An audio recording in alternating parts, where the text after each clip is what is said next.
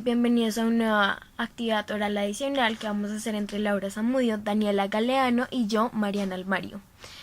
Para hacer esta actividad oral tenemos que hacer uso de dos textos. El primer texto del cual hicimos uso es La construcción de la realidad, comunicación y vida cotidiana, una aprobación de Thomas Luckmann, y el segundo texto es La construcción de la realidad social de John Searle, y específicamente nos vamos a situar en el capítulo 3, que es el lenguaje y la realidad social.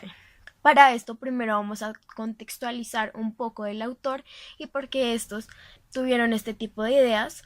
Segundo, vamos a dar las ideas más importantes de nuestros textos para luego relacionarlas entre sí y también relacionarlas con temas que hayamos visto durante este año en lengua español. Entonces lo vamos a relacionar con las formas del lenguaje de Roman Jakobson y los actos de habla, y por otra parte vamos a hacer uso de la sociolingüística.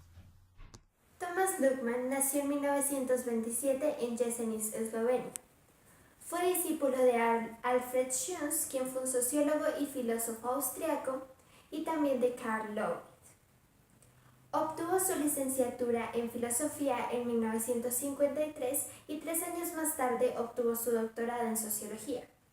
Algunos de los campos tratados por Luckmann fue la protosociología, la reconstrucción del sentido de las ciencias sociales, la teoría de la comunicación, así como la teoría de la identidad y del tiempo. Todo esto bajo una óptica construccionista. Para poder entender a Luckmann debemos tener en cuenta al sujeto en constante interacción y vínculo con sus semejantes, así como debemos saber que el sujeto construye la sociedad y es construido por ésta. Para este video tendremos en cuenta una de las obras más importantes de Luckmann, que fue La construcción social de la realidad de 1967. Esta obra la realizó junto con Berger, que fue un crítico de arte, pintor y escritor londinense. Berger y Luckmann continuaron con las ideas y los trabajos de Schunz. El propósito principal de la obra de Thomas Luckmann es entender la interacción social como materia prima de la institucionalización, la producción y la distribución del conocimiento en la sociedad. Además, para entender su obra, debemos tener en cuenta que todas las teorías de él están enmarcadas en los temas como los géneros de comunicación y la comunicación lingüística. Y estos están también dentro de una propuesta general de la construcción social de la realidad. Para el trabajo de Luckmann, tuvo que hacer una relación y un análisis de cómo se relacionaban la realidad social que se construía, la comunicación y las realizaciones de la conciencia subjetiva interna de cada uno de los individuos. Todo esto también acompañado de un análisis de los signos y de la construcción de los sistemas de signos en la vida cotidiana. Todo el trabajo de Luckmann estuvo enmarcado dentro de una visión pragmática de la comunicación. John R. Searle nació en Denver, Colorado en 1932.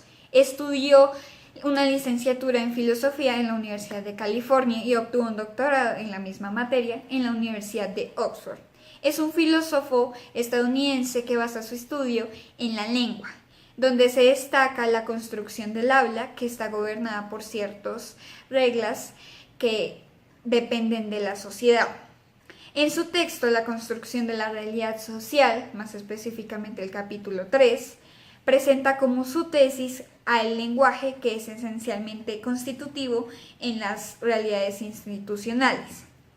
Para esto entiende a las instituciones o hechos institucionales como el dinero, el matrimonio o las propiedades como aquel hecho que depende de una sociedad con al menos un lenguaje primitivo que le permita tener mecanismos simbólicos para representar o simbolizar algo que vaya más allá de su definición y que sea públicamente comprensible por la misma sociedad. Además de esto, entiende el lenguaje como una institución sólida básica que prima sobre las otras instituciones, ya que ésta influye y hace parte de las demás instituciones, más las instituciones no hacen parte del mismo lenguaje. texto de Luckmann se divide en dos tesis básicas. La primera dice que la realidad se construye socialmente. Para poder entender esta, podemos remontarnos al término de sociología fenomenológica, que es una de las teorías que utiliza Luckmann en su texto. Primero podemos ver que se refiere a la vida cotidiana en la sociedad. Y por otro lado, tiene que ver con la fenomenología, que son todos aquellos conocimientos que tiene un sujeto antes de ser incluido en una interacción social y antes de haberle dado unos conocimientos teóricos básicos. Ahora, teniendo esto en cuenta, podemos entrar a determinar qué es la subjetividad y qué es la intersubjetividad. Dos términos muy importantes para Luckmann. La subjetividad, por un lado, es un fenómeno que pone en manifiesto el universo de significaciones construido colectivamente a partir de la interacción. Por otro lado, la intersubjetividad se refiere a todas aquellas interacciones entre dos conciencias distintas mediante las cuales un sujeto construye su propio pensamiento. Todo esto podemos verlo en el siguiente ejemplo. Tenemos en cuenta que existen dos sujetos. Estos se encuentran en un espacio y tiempo compartidos y a la vez están en un mundo conocido. En este contexto, estos dos sujetos tienen unas experiencias intersubjetivas o unas interacciones entre sí. Toda esta situación tiene como resultado unas indicaciones para interpretar la diversidad de los símbolos. Y a la vez, estas indicaciones le permitirán al sujeto saber sobre la universalidad de significados que puede tener el mundo. Otro término que debemos tener en cuenta para entender la primera tesis del texto de Luckmann es el de construccionismo social, que está resumido en este gráfico. Con ayuda del ejemplo anterior podemos tomar las experiencias intersubjetivas, en este caso como conversaciones. Estas se encuentran en un mundo social y a la vez están regidas por patrones de actividades conjuntas, que asimismo construyen algunas pautas de interacción. Todo esto, en conjunto con el ejemplo que ya anteriormente describimos, le permite al sujeto aprender y construir los significados de su entorno, y así dar un paso más hacia la construcción social de la realidad, mediante la interacción de éste con otros sujetos. La segunda tesis básica del texto de Luckmann dice que es la tarea de la sociología del conocimiento analizar los procesos por medio de los cuales se construye socialmente la realidad. Para entender esta segunda tesis necesitamos de otro grupo de conceptos.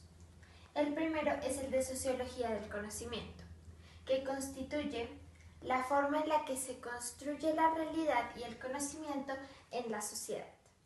También tenemos el término de realidad, el cual hace referencia a la característica de un fenómeno que se reconoce como independiente de nuestra propia visión. También encontramos el concepto de conocimiento. Este hace referencia a la certidumbre de que un fenómeno es real y de que tiene características especiales. También encontramos otro término importante que es el de lenguaje. Este se constituye o es un sistema de signos mediante el cual se puede mediar la realidad y sirve para ordenar las objetivaciones que construyen la realidad de la vida cotidiana y así darle sentido para las personas. Por otro lado, tenemos el término de universo simbólico. Este hace referencia a la matriz de significados objetivados socialmente y subjetivamente reales. Este, al igual que el lenguaje, también sirve para ordenar y para darle un sentido a la realidad. Por otro lado, tenemos la comunicación. La comunicación es un proceso o una acción mediante la cual se produce y reproduce conocimiento, y a la vez es necesario que asimismo se produzca y reproduzcan estructuras sociales en este. La comunicación es recíproca y además hace uso de un sistema de signos determinado. Finalmente tenemos el concepto de instituciones. Este concepto hace referencia a las soluciones que se han vuelto normas de conducta. Estas soluciones son también semejantes a las que busca llegar el lenguaje cuando se ve este como un sistema de acción. Las instituciones a la vez son importantes en el orden de las estructuras sociales. El estudio de las dos tesis previamente presentadas sobre el texto de Luckmann deja ver que este es un autor que da mucha importancia a las formas de interacción, especialmente a los procesos comunicativos. Encontramos dentro de estos los procesos mediatos e inmediatos. Lo más importante de estos dos es que ambos cumplen la misma función pragmática, que es la de ser solución de problemas que no son propiamente de la comunicación. Esto da pie para hablar del último tema que necesitamos entender en cuanto a las ideas más importantes del texto de Luckmann, y este es el de los géneros comunicativos. La teoría de los géneros comunicativos de Luckmann dice que toda acción simbólica o comunicativa está sujeta a normas que prefiguran la conducta, que fungen como estructuradoras previas para la situación comunicativa. Los géneros comunicativos se presentan como soluciones a algunos de los problemas de la comunicación. Además de esto, pueden verse también como medios para construir intersubjetivamente un sentido, que previamente puede configurarse como el sentido impuesto en una sociedad. Algunos de los géneros comunicativos pueden ser chistes, proverbios, fábulas, entre otros. Los géneros comunicativos están divididos en tres partes. La primera es la estructura material interna. Esta tiene que ver con los sistemas de signos que se utilizan, así como algunas de las estructuras de comunicación que se utilizan en la comunicación directa. La segunda parte de los géneros comunicativos es la estructura social externa. Esta tiene que ver con las definiciones que derivan de los actores, las situaciones o, en general, el contexto en el que se encuentran los que están envueltos en los procesos comunicativos. Por último, encontramos la interestructura situativa intersubjetiva. Esta tiene que ver con todos los sistemas normativos del diálogo. Algunos de estos pueden ser los cambios de turno, la preinterpretación, entre otros.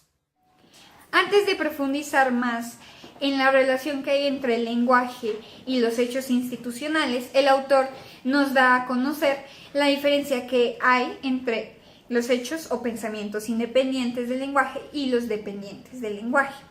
Primero, se define el hecho independiente como aquel que puede existir sin el lenguaje. De igual manera, el pensamiento independiente es aquel que se puede albergar sin necesidad de algún tipo de lenguaje. Un ejemplo de esto son las sensaciones y deseos biológicos que hay en animales y humanos. Una sensación como el hambre se considera independiente ya que no necesita del lenguaje para existir. Va a seguir existiendo a pesar de que no hayan mecanismos para simbolizarla y por lo tanto también es prelingüística. Mientras que en el momento en que el hombre dice yo tengo hambre, se vuelve un hecho dependiente, ya que si elimináramos por completo el lenguaje, esta frase y representación no existiría. Un ejemplo de esto puede ser la mujer. En los animales se hace uso del olfato para diferenciar a las hembras de los machos y por lo tanto es un hecho independiente. Mientras que cuando un hombre dice que una mujer es linda, hace uso del lenguaje para expresar o simbolizar lo que quiere decir a la sociedad. De igual manera, los pensamientos dependientes están compuestos por el lenguaje. Un pensamiento dependiente del lenguaje puede ser el simple hecho de pensar que se hizo un gol en un partido. Durante el partido, si se hace un gol, ese pensamiento de que se hizo el gol no puede existir si no hay un lenguaje que define lo que es el gol. Relacionando esto con los hechos institucionales, como el dinero, el autor hace uso de dos requerimientos para definir que un hecho depende del lenguaje. Lo primero es que debe estar constituido o formado por el mismo hecho. El simple hecho de que el dinero sea un trozo de papel dice que existe, más su representación, que es el segundo punto, debe depender del lenguaje. El dinero solo va a ser un trozo de papel sin el lenguaje. Con el lenguaje se vuelve algo con valor que le otorga estatus. ¿Por qué? Porque el lenguaje está constituido de entidades que lo simbolizan y que están impuestas o derivan de la intencionalidad de los humanos. O sea que siempre debe estar relacionado con la sociedad. Esto le permite dar un estatus que depende también de las creencias y los pensamientos de la misma sociedad. Usemos una fórmula que también presenta el autor, que es que el X término con el lenguaje se vuelve un Y término, que hace referencia a un hecho institucional. Usando el mismo ejemplo del dinero, si yo tengo el dinero, que es X términos, que es un trozo de papel, que ese es el hecho, le agrego el lenguaje, donde dentro está el estatus, o sea, todo el valor y el poder que otorga ese trozo de papel, se vuelve, por un consenso de la sociedad, el término Y, un hecho institucional que tiene valor y estatus, que aporta una importancia grande al mismo trozo de papel y al individuo, y por lo tanto se vuelve de gran importancia tener ese trozo de papel y por lo tanto es una institución de la sociedad. Ahora les voy a hablar del segundo subtítulo, que es ¿por qué hay hechos que dependen del lenguaje? Y hay dos respuestas para esto. La primera es que hay pensamientos extremadamente complejos y abstractos que necesitan de símbolos y palabras para que puedan ser entendidos. Un ejemplo de esto son las matemáticas. Los números son símbolos y para que nosotros podamos realizar una operación matemática de 200 menos 100 necesitamos estos símbolos para llegar a la conclusión de que 200 menos 100 es 100. Entonces ahí está la primera respuesta de por qué hay hechos que dependen del lenguaje. La segunda la voy a empezar diciendo que ayer fue jueves 26 de mayo y voy a decir que esto se puede traducir al francés, al portugués, al alemán, porque tenemos el mismo calendario a diferencia del calendario maya. Pero este pensamiento depende del lenguaje porque el hecho de que ayer haya sido 26 de mayo al que corresponde depende del lenguaje. ¿Sí me entienden? Depende de que yo pueda comunicarlo porque este está dentro de un sistema verbal. Necesito los símbolos para decir 26, pero necesito de palabras para decir de mayo. La siguiente temática propuesta por el texto de John Searle es la realidad institucional. Esta se construye a partir de diferentes actos del habla declarativos que se generan por una autoridad con estatus y poder que presenta una nueva realidad y que es consensuada por toda la sociedad. Un ejemplo de esto es un partido de fútbol. Cuando vemos a un hombre correr en una cancha con un balón, esto se considera un hecho independiente del lenguaje, ya que si eliminamos el lenguaje, esto seguirá existiendo y en este hecho podemos separar el significado de la experiencia y seguiríamos entendiendo a lo que se refiere. Más cuando el hombre hace un gol, esto se torna un hecho dependiente del lenguaje, debido a que el gol conlleva un valor diferente al que está propuesto por el mismo hecho. El gol lleva y está relacionado con otras instituciones, como lo es el dinero algunas veces, y también está relacionado con la victoria. Por lo tanto, si no existiera esta relación y este valor, no tendría sentido que el hombre hiciera el gol. Esto nos permite concluir que dentro de la fórmula de el término X se vuelve el término Y institucional. Tenemos que tener en cuenta que X siempre va a tener un valor bruto, mientras que Y, al agregarle el estatus y ese consenso social, se va a tornar algo institucional, y que todo esto genera una realidad institucional. Tenemos que tener en cuenta que otro argumento para que el lenguaje siempre esté condicionado al hecho institucional es que no se puede generar un estatus o institución sin el lenguaje, ya que estas están consensuadas por la sociedad, y para que se haga esto se debe hacer uso de la lingüística. Otro factor que apoya el argumento del autor es que el estatus no tiene una estructura física. El estatus no existe si no se consensúa, si no tiene creencias que dependen totalmente de la sociedad, y por lo tanto no existiría un valor al hecho que lo volviera institucional si no existiera la lingüística.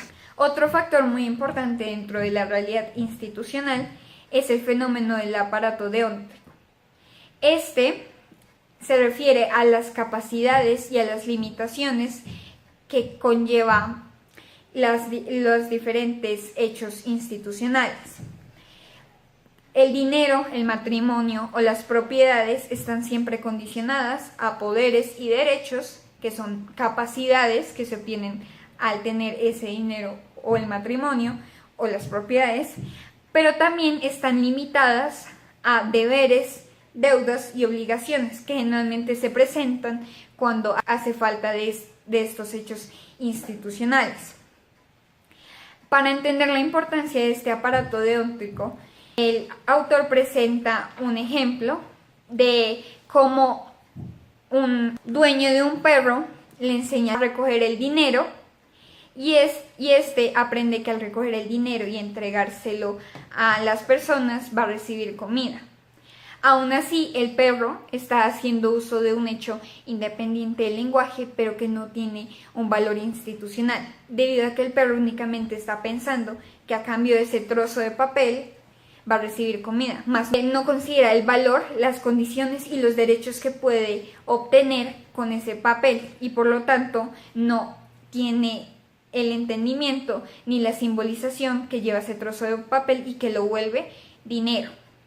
Mientras que los hombres usamos principalmente el aparato deóntico para entender el valor del dinero, y así usarlo principalmente para obtener derechos, como el derecho a comprar, y de la misma manera, al perderlo, entendemos que hay diferentes repercusiones, como las deudas y las diferentes obligaciones que surgen. Y ahora tenemos el cuarto subtítulo, que es ¿necesita el lenguaje? Y la respuesta es: el lenguaje no necesita el lenguaje porque ya es lenguaje. Hay que reconocer que los hechos lingüísticos son también los hechos institucionales, ya que el lenguaje está diseñado para un tipo autoidentificatorio de los hechos sociales. Pero ¿cómo es que transformamos estos hechos lingüísticos en institucionales? Bueno, la respuesta es que tenemos primero el estatus bruto, que son los hechos en sí o la prelingüística, y luego, para llegar a los hechos institucionales, tenemos algo que se llama el paso lingüístico, que es la necesidad de pensamientos. Entonces, les voy a dar dos ejemplos de esto. Si tú le das un billete a un niño de 8 años, a tratar a este como si simbolizara algo más que papel, sino como un billete, algo que tiene realmente un valor. Y otro ejemplo es que no hay nada de estructura física en una extensión de terreno, y es por esto que llegamos a llamarlos propiedad mía. Entonces, lo que podemos evidenciar acá es que hay una creación de un acto de habla, que es la creación de algo que tiene capacidades representativas. Ejemplo, los símbolos no crean gatos ni perros, pero sí nos dan la posibilidad de referirnos a ellos de un modo público y colectivo para que entre todos podamos entendernos mutuamente. Bueno, entonces ahora lo que se va a hacer como conclusión es relacionar un tema que ya hemos visto durante el año de lengua español con uno de los textos, que en este caso va a coger el de Searle, y lo voy a relacionar con el tema de acto de habla performativo y la sociolingüística. Entonces, pues un acto de habla performativo ejerce un efecto por el hecho de enunciarse. Por el simple hecho de que yo diga algo, pues va a tener un efecto, y esta enunciación se produce en un determinado contexto. Entonces, lo que dice el texto es que los hechos sociales se convierten en hechos institucionales a partir de este acto de habla performativo, ya que impone la función de estatus en el que reposa el aparato deóntico, que es como la teoría del deber y las normas, que es reconocido colectivamente. Es decir, un ejemplo, estamos en el colegio y está consensuado de que no se pueden decir groserías porque precisamente lo que se busca es educar. Por ejemplo, llega mi amigo y dice 5 groserías y un profesor lo escucha, pues lógicamente va a tener cierto tipo de efecto, de repercusión, solo porque este se dijo y no es reconocido colectivamente. Mientras que si hay una persona que está hablando normal y lo puede hacer sin groserías, pues está colectivamente reconocido. Y por otro lado, para empezar con la sociolingüística, dos características que se conectan con estos textos. La primera es que los fenómenos sociales y culturales ayudan a analizar las maneras de comunicación que existen en determinado contexto, y pues estas también aportan a la lingüística de esta. Y la segunda característica es que la sociolingüística estudia el lenguaje en un contexto social, en situaciones de vida real, por medio de investigaciones empíricas, que en este caso nuestro autor John Searle tuvo que usar pues para poder determinar cuáles hechos institucionales eran dependientes o independientes del lenguaje. Entonces es aquí donde podríamos decir que la sociolingüística es un estudio interdisciplinario que estudia la relación que hay entre lo social y el lenguaje. Como conclusión acerca del texto de Thomas Luckmann, podemos decir que el argumento central del autor fue que los procesos de objetivación por medio del lenguaje usado en la interacción social cotidiana construyen la sociedad y la convierten en una realidad objetiva, por medio de mecanismos de institucionalización y de legitimación. Los sujetos, por su parte, interiorizan estos procesos de objetivación por medio de las formas de interacción, que son reguladas por los géneros comunicativos, que asimismo estos tienen una función pragmática importante y sirven como guía para la construcción social de la realidad de cada uno de los sujetos. Cuando Thomas Luckmann se refiere a los procesos de comunicación y explica las interacciones entre los sujetos y la forma en la que estos son construidos mediante la sociedad y construyen la sociedad, se puede ver que estos temas tienen una relación con algunos de los temas vistos en la clase de español. Uno de estos, muy importante, es la teoría de la comunicación y las funciones del lenguaje de Roman Jakobson.